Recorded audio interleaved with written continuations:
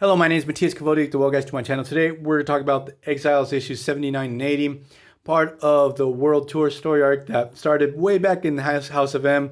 This is a really long story arc where we have the Exiles trying to hunt down Proteus, who's looking for the perfect host body. At this moment, he's in the body of Hulk 2099. He ends up in the future Imperfect reality. And what happens is Proteus has put his eye on the ruler of this reality, who is Maestro. He's an evil version and a future version of Hulk, who back when the Future Imperfect first came out, I really didn't like that particular story arc, and I didn't care too much for Maestro.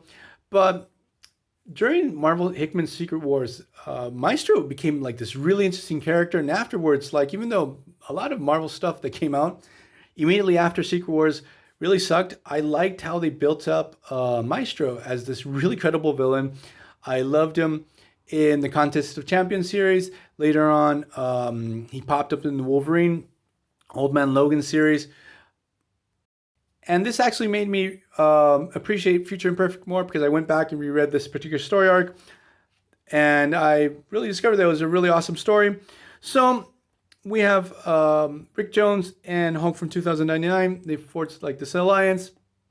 Rick wants to use this Hulk that he has no idea where he came from. He has no idea about this whole situation with Proteus, but it's a means that justifies the ends. He has to take down Maestro once and for all. We cut to the Exiles, who have this new team member. Her name is Princess Power. She's from the Squadron Supreme. She has joined up the lineup, sort of to fill the void that was left behind with the death of Mimic. So the Exiles discover that Proteus is running around the future Imperfect reality. We cut to Rick Jones with Hulk 2099. They're in his like lair, in his hideout, and he gives him this cannon that was created by Forge. This like the ultimate weapon that's going to be able to take down Maestro once and for all. And the interesting thing about Proteus, as World Tour goes on and on, he uses his reality warping powers less and less during this time, and seems to be like getting more and more comfortable within his host bodies in the first place, and certain aspects of the host's personalities start popping up. So he goes to confront Maestro, tells Maestro, take your body, so on and so forth, and what he didn't expect is the Exiles are waiting for him. They pull a fast one on him. He tries to jump bodies. He tries to get into Maestro's mind, but he discovers it's Morph. Like, Proteus can't, like, all the members of the Exiles have pieces of metal stuck in their heads. So, because Proteus has a thing that metal is, he's like allergic to metal. He can't deal with it. So, while the battle rages on, something goes wrong. Princess Power actually ends up stabbing Maestro. So we get this three-way battle between Hulk 2099, Maestro, and the Exiles. It's utter chaos. What happens during this battle is that Morph actually gets punched, and the little piece of metal that was stuck in his head goes flying out, leaving Morph vulnerable. And like I remember when I was reading, it's like, oh no, they're gonna kill Morph. My God, like they already killed off Mimic, who I thought was a really awesome character. And this series wasn't afraid in killing off characters, but I never thought they were gonna go for like the big three, which would be Morph, Blink, and Mimic. So I thought they were setting up for the death of Morph. And what obviously happens is Proteus jumps into Morph's body and discovers that he's a perfect host body. He realizes immediately he can't absorb, he doesn't consume the body. Morph is like insanely durable due to the nature of his powers. And so he teleports away. He's like, okay, peace out, guys. I'm going to go back to my main reality. He's going to try to teleport to the 616 reality.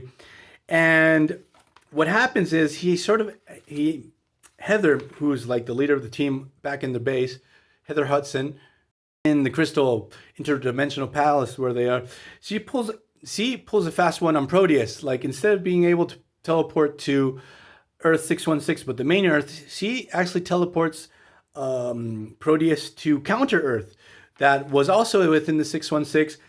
Basically, this is the Heroes Reborn Earth, and which was pretty much totally forgotten. And The state of that particular Earth during that time, like it went through a lot of weird stuff. The main Marvel heroes left the heroes Reborn Earth and ended up as Counter Earth. Doctor Doom was there for a time. Thunderbolts popped up in Counter Earth.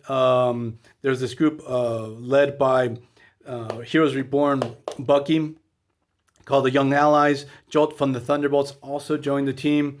And what happens is, obviously, the Exiles are not far behind. They hatch up a plan of using this technology from Squadron Supreme that mind wipes people.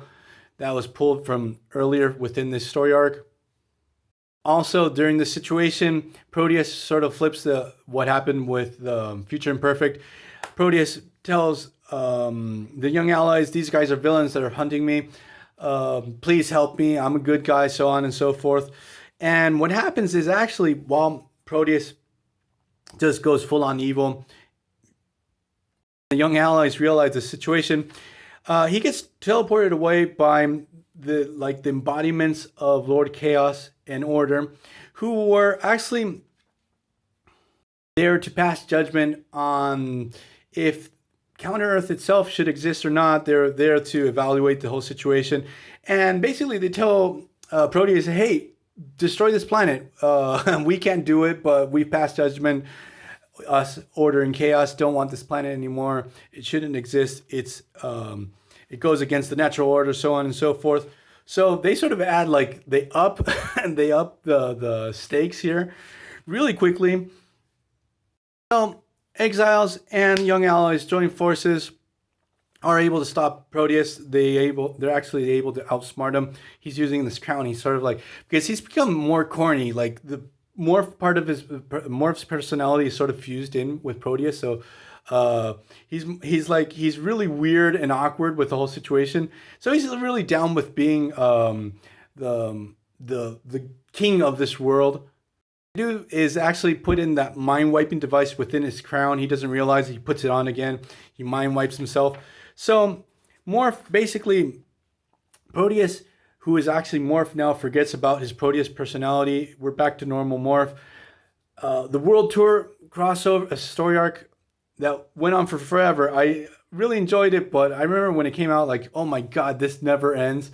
It ends here. They're able to stop Proteus.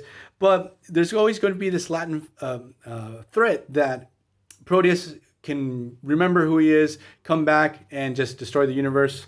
And that's how this story arc finally ends. So, hope you guys liked it, even though I rambled on quite a bit. It's a real fun ride. We got to see all these realities, new universe, Heroes Reborn, Future Imperfect, Squadron Supreme universe, 2099, all within this crossover within this story arc. Hope you guys liked it. See you guys next time. Bye.